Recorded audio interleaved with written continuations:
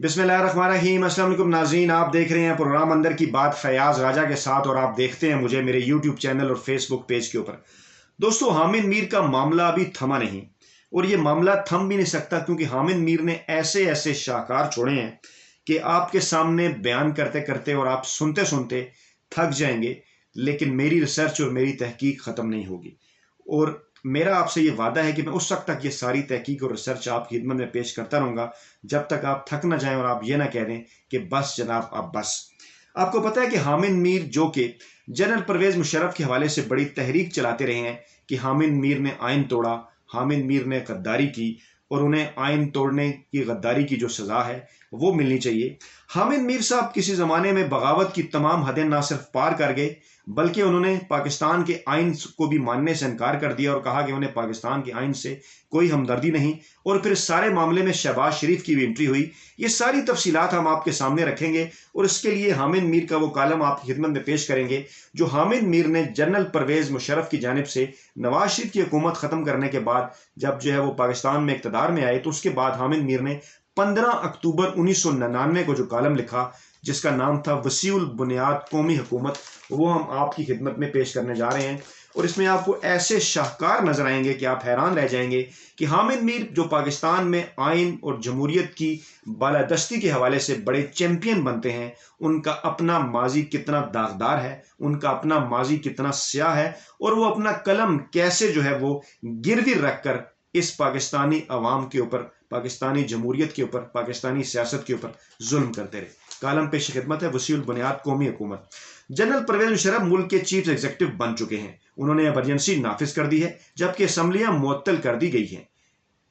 14 अक्टूबर की रात उनके जारी करदा हुक्मनामे में मार्शल लॉ का लफ्ज शामिल नहीं है, लेकिन नई सूरत हाल को महदूद मुद्दत का मार्शल लॉ ही करार दिया जाएगा।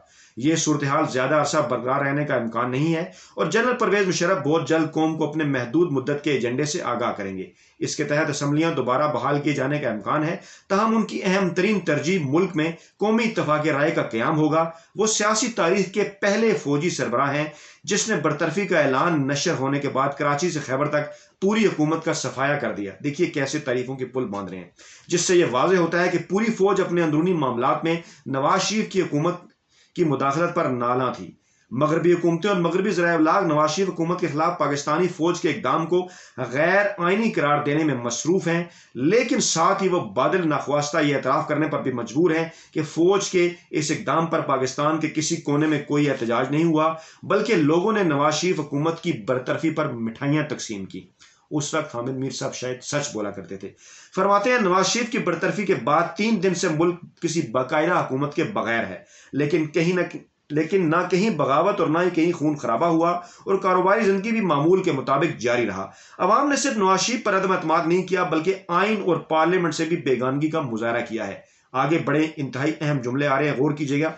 मैं जाती तौर पर आइन और पार्लियामेंट को बरकरार रखे जाने का हामी हूं। शुगर कोटेड, ये जुमला उन्होंने, जुमला मोतरजा, शुगर कोट आगे उनका बयानिया आ रहा है। मैं जाती तौर पर आइन और पार्लियामेंट को बरकरार रखे जाने का हामी हूं, लेकिन मुझे तस्लीम है कि आम आदमी को आइन और पार्लियामेंट से कोई दिलचस्पी नहीं।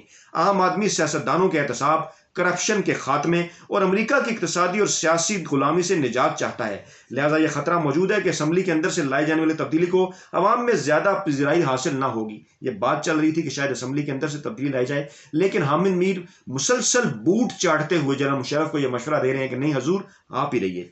फरमाते हैं आम लोगों का कहना है कि फौज जिस आइन को बरकरार रखने के लिए सदर तारर और चीफ जस्टिस सैयदुज़्ज़मा सिद्दीकी की खिदमत में अर्जदाश्तें पेश करती रही, आगे आ रहा है वो खास जुमला। फरमाते हैं इस आइन से हमें कोई हमदर्दी नहीं, क्योंकि इसी आइन के तहत हासिल इख्तियारात ने नवाज शरीफ को एक आमिर बना दिया था।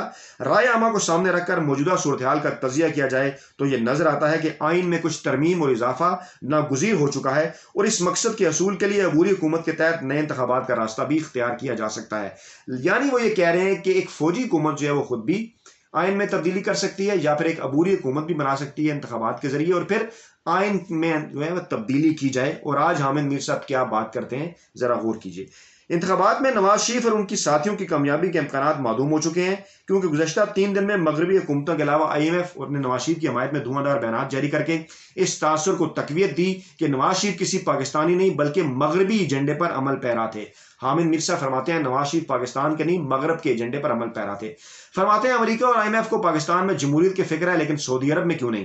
الجزائر میں اسلامک سلویشن فرنٹ نے انتخابات میں کامیابی سے حاصل کی لیکن امریکہ نے فوجی جرنیلوں کی مدد سے اسلامک سلویشن فرنٹ کا راستہ روکنے کے لیے جمہوریت معطل کروا دی. عام پاکستانی بہت اچھی طرح جانتا ہے کہ امریکہ کو صرف اور صرف اپنے مفادات کے لیے پاکستان میں جمہوریت چاہیے اور یہی وجہ ہے کہ عوام الناس کی جمہوریت میں دلچسپی ختم ہوتی جا رہی ہے. حامد میر صاحب نے فرمایا لوگوں کی جمہوریت میں دلچسپی ختم ہوتی جا رہی ہے. فرماتے ہیں اس صورتحال میں فوج کو ایسا سیاسی اور نظامی ڈھانچہ سامنے لانا ہوگا, فوج ایسا ڈھانچہ سامنے لائے. فرماتے ہیں جو یقین دلائے کہ وہ ملک کو امریکی نہیں بلکہ پاکستانی انداز میں چلائے گا. یہاں پر اب شہباز شریف کی انٹری ہو رہی ہے جس کا میں نے تھمب نیل میں ذکر کیا. اگر اسمبلیاں بحال کر دی گئی تو پھر فوج کا کوئی ایسا مسلم لیگی سامنا لانا پڑے گا جو زیادہ سے زیادہ ارکان پارلیمنٹ کی حمایت حاصل کرنے کی صلاحیت رکھتا ہو. بعض مسلم لیگی شخصیات نے فوجی قیادت کو شہباز شریف کا نام پیش کیا ہے, یعنی وہ برانڈنگ اس وقت بھی کیا کرتے تھے لیکن اس وقت کوئی اور معاملہ تھا, اس وقت کوئی اور معاملہ ہے. فرماتے ہیں شہباز شریف نے گزشتہ چند ماہ سے سینیٹر سیف الرحمان, سعید مہدی, غوثری شاہ, رانا مقبول اور چند دیگر شخصیات سے سخت ناراض تھے بلکہ ایک موقع پر انہوں نے سینیٹر سیف الرحمان کو اتنا زج کر دیا کہ ان کے آنسو نکل آئے. پنجاب کے انتظامی معاملات کو بہتر چلانے میں army chief general Pervez Musharraf بھی غیر رسمی طور پر شہباز شریف کی تعریف کر دیا کرتے تھے لیکن اس تعریف کو نواز شریف کے سامنے منفی انداز میں پیش کیا جاتا تھا. چند ہفتے قبل شہباز شریف اور جنرل ضیاء الدین ایک وقت میں واشنگٹن گئے اور امریکی حکام سے ملاقاتیں کی. واپسی پر شہباز شریف نے افغانستان کے حوالے سے ایک متنازع بیان بھی دیا لیکن جب جنرل ضیاء الدین کو آرمی چیف بنانے کا فیصلہ ہوا تو شہباز شریف نے شدید اختلاف کیا. اس اختلاف کے باعث یہ کہا جا سکتا ہے کہ شہباز شریف کو نواز شریف اور جنرل ضیاء الدین کے منصوبے کی مکمل خبر نہ تھی. اس منصوبے میں IG سندھ رانا مقبول بھی ایک اہم کردار ہے, یعنی کہ وہ یہ تسلیم کر رہے ہیں کہ نواز شریف نے مشرف کو ہٹانے کا ایک منصوبہ بنایا تھا اور شہباز شریف کو رانا مقبول کے بارے میں اور شہباز شریف کی رانا مقبول کے بارے میں ناپسندیدگی کوئی راز نہیں ہے. ان حقائق کو سامنے رکھا جائے تو وہ فوج کے لیے قابل قبول ہو سکتے ہیں لیکن یہ بھی ایک حقیقت ہے کہ وہ نواز شریف کے سگے بھائی ہیں اور فی الحال یہ خونی رشتہ ان کی سب سے بڑی خامی ہے. یعنی بیڈ کوپ اور گڈ کوپ کا معاملہ اس وقت بھی تھا کہ ایک بھائی فوج کا حامی ہونے کا تاثر پیش کرتے تھے اور دوسرے جو بھائی ہیں وہ انقلابی ہونے کا تاثر پیش کیا کرتے تھے اور حامد میر صاحب جیسے لوگ ان کے اس سارے معاملے کی برانڈنگ کیا کرتے تھے. فرماتے ہیں شہباز شریف کے علاوہ اعجاز الحق بھی فوج کے لیے قابل قبول ہو سکتے ہیں کیونکہ نواز شریف کے ساتھ ان کے تعلقات کی نوعیت انتہائی منافقانہ تھی. نواز شریف انہیں چھوٹا بھائی ضرور کہتے لیکن دل سے سخت ناپسند کرتے تھے. بعض مسلم لیگی حلقے میاں اظہر کو سامنے لانا چاہتے ہیں لیکن گہرائی سے جائزہ لیا جائے تو شہباز شریف, اعجاز الحق اور میاں محمد اظہر اکیلے کچھ نہیں کر سکتے. اگر یہ تینوں اکٹھے ہو کر چلیں تو شاید بات بن جائے اور ان کا اکٹھا ہونا مشکل نہیں کیونکہ شہباز شریف نے میاں اظہر کے خلاف کارروائی کی مخالفت کی تھی. اس تکون میں شہباز شریف صرف اسی صورت میں شامل ہو سکیں گے اگر وہ نواز شریف کے منصفانہ اور بے رحمانہ احتساب کا وعدہ کریں. اس وعدے پر قوم اس وقت اعتبار کرے گی جب نئی حکومت ایک نہیں بلکہ زیادہ سے زیادہ جماعتیں شامل ہوں گی. یعنی کہ وہ یہ کہہ رہے ہیں کہ شہباز شریف اگر نواز شریف کا احتساب کریں تو پھر ہم ان کا یقین کریں گے. واہ جی حامد میر صاحب کیا آپ کا موقف ہوا کرتا تھا. اور آگے چل کر یہ فرماتے ہیں کہ پاکستان کا آئندہ مستقبل ایک ایسی وسیع البنیاد قومی حکومت ہے جو پارلیمنٹ کے اندر سے بھی بن سکتی ہے اور باہر سے بھی بن سکتی ہے. یعنی حامد میر صاحب پاکستانی آئین کے اندر ایسی کوئی چیز موجود نہیں کہ کوئی حکومت پارلیمنٹ کے باہر سے بنے, آئین سے ہٹ کر بنے. حامد میر صاحب واضح طور پر اس آئین سے بغاوت کا اعلان کر رہے ہیں. حامد میر صاحب واضح طور پر اس کالم کے اندر کہہ رہے ہیں کہ انہیں اس آئین سے کوئی دلچسپی نہیں, انہیں اس آئین سے کوئی ہمدردی نہیں.